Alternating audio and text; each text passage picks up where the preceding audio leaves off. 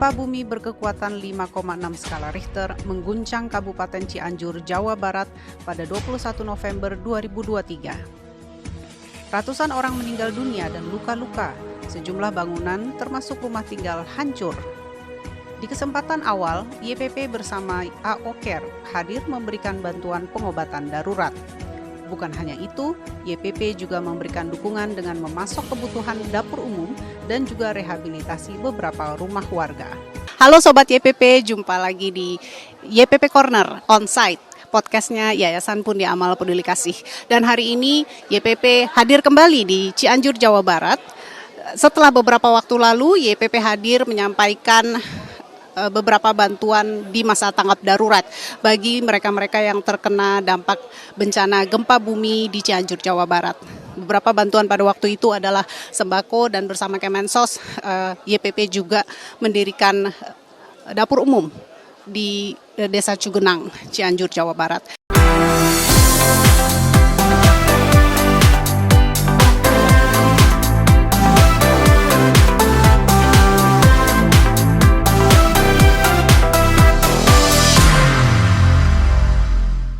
Tempat saya berdiri ini terdapat sebuah rumah yang hancur karena gempa yang terjadi beberapa waktu lalu. Dan insya Allah di tempat ini nanti rumah yang hancur tadi akan segera diperbaiki dengan bantuan dari pemirsa Indosiar dan SCTV melalui Yayasan Pundi Amal Peduli Kasih. Dan mari kita lihat bersama, saat ini saya bersama dengan Ketua Umum Yayasan Pundi Amal Peduli Kasih, Bapak Imam Sujarwo. Selamat siang Pak Imam. Selamat siang, selamat siang. Ya, jadi bagaimana Pak Imam? Hari ini kita YPP sudah berkali-kali hadir di Cianjur ini.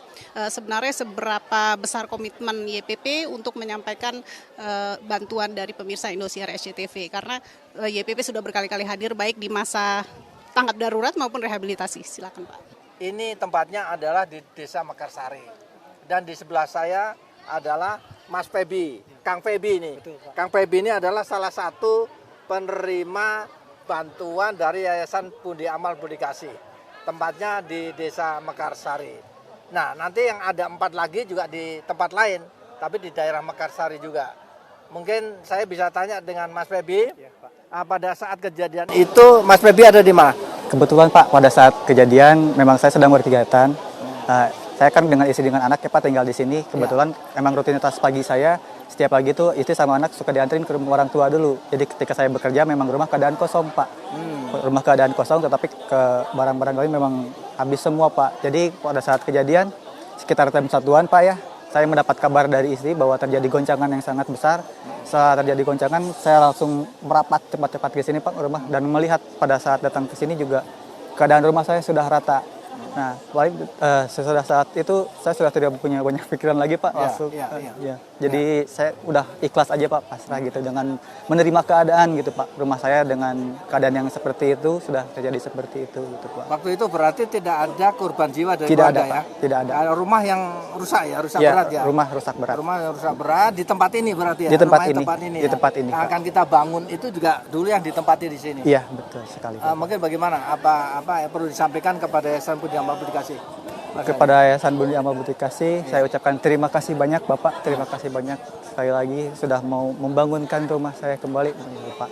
Kebetulan memang saya untuk sekarang mungkin mempunyai itu ya Pak, karena memang usahanya terganggu gara-gara kemarin bencana Pak. Jadi sekarang ini memang sangat-sangat membantu sekali Pak. Saya ucapkan terima kasih banyak sekali lagi kepada Bapak dan jajaran yang sudah membantu saya gitu, dan keluarga. Kita saat ini sudah berada di lokasi rumah lainnya yang dibantu oleh Yayasan Pundi Amal Peduli Kasih bersama dengan Kementerian Sosial Republik Indonesia. Lokasinya adalah di Desa Benjot, Kecamatan Cugenang, Cianjur, Jawa Barat. Dan kita sudah bisa lihat bahwa sudah ada sebagian fondasi yang dibangun bagi warga yang terkena gempa bencana beberapa waktu lalu. Dan kita temui kembali Bapak Imam Sujarwo selaku Ketua Umum Yayasan Pundi Amal Peduli Kasih Indosiar SCTV, dan juga Ibu Tiar sebagai pemilik rumah yang nanti rumahnya akan dibangun. Pak Imam, bisa diceritakan seperti apa rumah yang akan dibangun ini nantinya? Baik, kita berada di lokasi yang berbeda. Kalau tadi di Mekarsari, sekarang di Desa Benjot. Kecamatan Cigenang, Kabupaten Cianjur. Ini adalah bekas gempa bumi yang lalu yang saya sampaikan tadi, banyak makan korban jiwa maupun harta benda. Nah, ini di sini adalah salah satu bangunan yang kita bangun diperuntukkan bagi masyarakat yang memang terkena dampak gempa bumi yang lalu. Nah, ini adalah pemiliknya adalah Bu Tiar. Mari kita coba lihat. Yang ini adalah di desa Benjot, Kecamatan Cigenang, Kabupaten Cianjur. Nah, jadi ini adalah rumah yang akan dibangun. Nah, rumah ini akan dibuat dengan sistem anti gempa, ya, anti goyangan. Ini adalah didesain oleh Ibu Menteri Sosial Republik Indonesia, Ibu Risma. Dan mudah-mudahan dengan dibangun dengan sistem anti gempa ini, apabila ada gempa itu kuat, jadi tidak akan terjadi retak-retak dan bahkan tidak akan terjadi roboh gitu. Mudah-mudahan. Tapi kita berharap ke depan tentunya tidak akan terjadi lagi gempa bumi seperti tahun 2022 yang lalu. Nah, saya bersama dengan Ibu Tiar yang kebetulan yang rumahnya di sini yang roboh. Silakan ceritakan Bu Tiar pada waktu itu terjadi gempa. Silakan. Ya. pada saat itu saya kebetulan sedang ada di rumah, pulang kerja waktu itu ya. Saya sedang ada di dapur, terus lantai itu seperti ombak kelihatannya ya, bergelombang-bergelombang.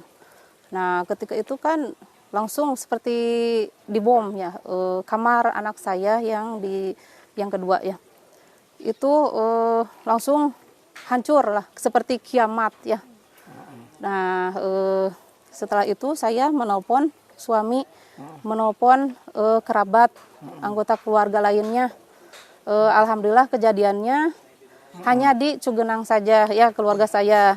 Yang di kecamatan lain alhamdulillah tidak. Dengan yang lain ya ibu-ibu masih mencari-cari tetangga yang masih kan ada itu, ada yang tertimbun ya, tertimbun. Terus rumahnya rata. Nah itu anaknya tetangga yang ini meninggal. Ya. Jadi keluarga ibu nggak ada yang Alhamdulillah korban, ya? keluarga saya aman ya, tidak ada yang luka-luka, ya, tidak ada. Apa yang meninggal nggak ada ya? Ya tidak ada. Ya. Jadi Ibu Tiar ini adalah relawan. Dari relawan ya. yang ada di Cigenang ini. Jadi membantu korban-korban, baik itu yang korban jiwa maupun artinya luka-luka, luka ringan, luka berat, Ya. dan bahkan juga ikut membantu kegiatan sosial yang ada di Cigenang sini. Ya. Tapi juga terdampak, rumahnya juga kena roboh. Jadi karena setelah kejadian itu besoknya juga saya harus mendata KPM ya, membantu juga yang korban-korban juga gitu, seperti itu. Jadi gini Bu Tiar ya, dengan bantuan rumah ini dari Yayasan Pundi Amal Publikasi SCTV Indosiar bekerja sama dengan Kementerian Sosial Republik Indonesia, semoga bermanfaat. Tolong dipelihara dengan baik sehingga usianya panjang, tentu akan memberikan manfaat, lebih memberikan kemudahan, kenyamanan bagi keluarga Ibu Tiar dan anak-anaknya ya. Amin, amin. Ya, selamat ya. Terima kasih. Ya. Nah, Sobat YPP, itu tadi Ibu Tiar yang pada waktu gempa di Cianjur, Jawa Barat, sibuk membantu warga lain yang menjadi korban bencana gempa di Cianjur, Jawa Barat. Tetapi padahal rumahnya sendiri rata dengan tanah. Dan alhamdulillah hari ini Ibu Tiar beserta keluarganya bisa juga mendapatkan bantuan rehabilitasi dari pemirsa setia Indosiar dan SCTV melalui Yayasan Pundi Amal Peduli Kasih. Halo Sobat YPP, saya saat ini berada di Warung Kondang Cianjur. Ini adalah tempat pengungsian yang digagas oleh Kementerian Sosial, tetapi Yayasan Pundi Amal Peduli Kasih itu berkontribusi dalam kegiatan memberikan bermacam fasilitas untuk pengungsi gempa Cianjur di wilayah ini. Nah, apa saja yang dilakukan YPP di daerah ini, kemudian apa saja kegiatan YPP yang lainnya juga. Saat ini saya sudah bersama dengan Bapak Imam Sujarwo, Ketua Umum Yayasan Pundi Amal Peduli Kasih Indosiar SCTV. Selamat sore Pak Imam. Selamat sore, Kari. Selamat sore ya. Pak, Bapak sekarang ada di sini meninjau kegiatan pengungsian yang ada di Cianjur. Kira-kira Yayasan Pundi Amal Peduli Kasih itu biasanya kalau menyampaikan bantuan itu motonya apa sih Pak? Terutama bantuan untuk bencana. Jadi gini, Yayasan Pundi Amal Peduli Kasih SCTW Indosiar itu punya misi. Nah ini kebetulan kita di bencana ya. Nah misi kita ini adalah misi kemanusiaan. Misi kemanusiaan membantu para korban yang terdampak daripada bencana. Nah, kita punya moto 3T. Tadi tepat waktu, ya kan? Tepat waktu ya, yang tepat waktu. Tepat waktu itu apa artinya? Kita harus cepat datang ke lokasi. Ya, harus cepat datang ke lokasi. Tepat waktunya tidak terlambat supaya tidak mubazir. Itu tepat waktu. Kemudian yang kedua adalah tepat sasaran. Jadi kita harus sasarannya tepat gitu. Nah, kepada siapa yang mau diberikan, tempatnya di mana gitu ya. Kita harus tepat, jangan sampai nanti kita memberikan bantuan itu tidak tepat. Kemudian yang berikutnya, T yang ketiga adalah tepat guna. Jadi yang kita berikan itu harus yang bermanfaat. Artinya bisa dipakai, jangan sampai tidak bisa dipakai. Contoh kalau makanan juga makanan yang bisa dipakai. Makanan yang bisa dimakan. Kemudian kalau kita memberikan pakaian juga pakaian yang bisa dipakai. Kemudian juga seperti tenda juga tenda yang bisa dipakai dan lain sebagainya. Jadi motonya kita adalah 3T, jadi tepat waktu, tepat sasaran, dan tepat guna. Dengan ada 3T itu, maka kita akan dapatkan bantuan yang efektif, efisien, tepat pada waktunya, tepat sasarannya, dan tepat gunanya. Ya. Menyambung yang mengenai tepat waktu, tepat sasaran, tepat guna, itu bagaimana Bapak mengetahuinya? Bagaimana tim YPP mengetahui kalau ada satu kejadian bencana di satu tempat, yang tepat sasaran itu seperti apa, yang tepat guna itu seperti apa? Karena kan mestinya beda-beda ya Pak. Ya artinya begini, tentu kita tidak bisa berdiri sendiri. Yayasan Pundi Amal Peduli Kasih ini bekerja sama dengan beberapa stakeholder. Juga kita bekerja sama dengan, kita punya ada transmisi, kita punya koresponden. Juga kita punya teman-teman yang lain untuk sama-sama kita lakukan kegiatan baksos itu. Nah sebelum kita turun ke lapangan, tentu kita melakukan survei dulu. Kita menggunakan transmisi yang ada di daerah, koresponden yang di daerah, sehingga dengan lakukan survei yang dilakukan oleh koresponden maupun dari pihak transmisi, kita bisa tahu apa yang dibutuhkan oleh masyarakat yang memang membutuhkan. Baik itu tempatnya di mana, kita personilnya jumlahnya berapa yang harus kita bantu, kemudian bentuk-bentuk apa saja yang kita bantu, sehingga kita melakukan itu semua, kita lakukan survei dulu sehingga kita baru bergerak di lapangan. Baik Pak Imam, kemudian itu tadi mengenai 3T.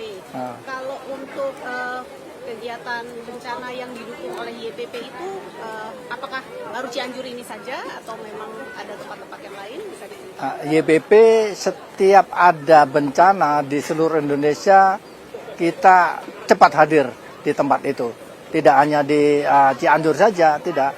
Kita di erupsi di Lumajang, kemudian yang ada di NTT, kemudian di Padang dan tempat yang lain kita selalu hadir. Bahkan kita lebih awal kita hadir.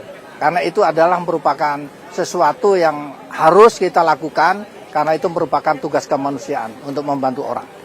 Biasanya kalau di sebuah kegiatan bencana itu yang paling pertama dibutuhkan oleh warga yang terdampak bencana itu apa Pak? Jadi kita masing-masing tempat tentu berbeda. YPP hadir pada tahap tanggap darurat maupun pada tahap rehabilitasi. Pada tanggap darurat tentu yang dibutuhkan yang pertama adalah masalah kesehatan. Karena kita tahu akibat dari bencana itu ada yang luka-luka, luka berat, luka ringan. Itu perlu bantuan segera, kita mendatangkan tim kesehatan dari YPP dengan bekerja sama dengan pihak lain seperti AO Care dan lain sebagainya. Kita hadir, bahkan kita door to door. Jadi kita jemput bola dari rumah ke rumah untuk melihat siapa-siapa saja yang perlu bantuan di bidang kesehatan. Itu yang pertama adalah bidang kesehatan. Yang kedua yang sangat dibutuhkan kita adalah makanan siap saji. Jadi mereka belum bisa masak dan lain sebagainya, maka kita memberikan makanan siap saji dan juga mendirikan dapur umum bekerja sama dengan pihak lain. Contoh dengan Kemensos seperti kita lihat hari ini dan juga dengan pihak lain. Di samping itu juga kita membagikan sembako, ya, 9 bahan pokok yang kita bagikan ke baik di pengungsian maupun dari rumah ke rumah. Dan kita juga setelah itu yang kita perlukan, yang diperlukan oleh masyarakat, seperti contoh alat-alat untuk masak dan lain sebagainya, itu yang pertama kita prioritaskan kepada mereka pada saat tanggap darurat. Di samping itu juga kita lakukan banyak anak-anak kecil yang trauma, maka kita datangkan trauma healing, kita mengundang pendongeng, kita datangkan di tempat-tempat pengungsian untuk melakukan trauma healing. Di samping itu juga tentu kita melakukan memberikan hal-hal lain yang memang diperlukan oleh masyarakat di tempat itu. Tadi Bapak bicara tentang makanan siap saji, mungkin seperti ini ya Pak ya? Ini Ya. Dapur umum ya Pak ya? Ya, ya. Kita lihat sebentar ya? Ya, ya. Ya, jadi untuk dapur umum ini Yayasan Nyawa Peduli Kasih kita dukung apa aja Pak? Ya, jadi untuk dapur umum seperti ini adalah dapur umum yang dibuat oleh Kementerian Sosial Republik Indonesia. Nah, kita membantu mensupport bahan-bahan makanan seperti beras, sarden, mie, telur dan lain sebagainya. Nah, kita support itu kepada Kementerian Sosial Republik Indonesia. Dan tidak hanya di tempat ini saja, tapi di tempat yang lain juga. Ini mudah-mudahan juga memberikan manfaat bagi para pengungsi. Dan kita lihat juga ini ibu-ibu ini juga pada masak, masak sendiri. Kemudian juga untuk para pengungsi yang ada di sini. Nah, ini sebelumnya sudah dilatih dulu oleh Tagana, sehingga sangat luar biasa. Yang kita ambil manfaatnya dari ini adalah kegotong royongan mereka. Jadi kepedulian mereka, ibu-ibu ini tinggal juga di pengungsian, tapi juga dibagi secara bergantian aktif untuk masak bersama. Ayo ibu-ibu, Ya.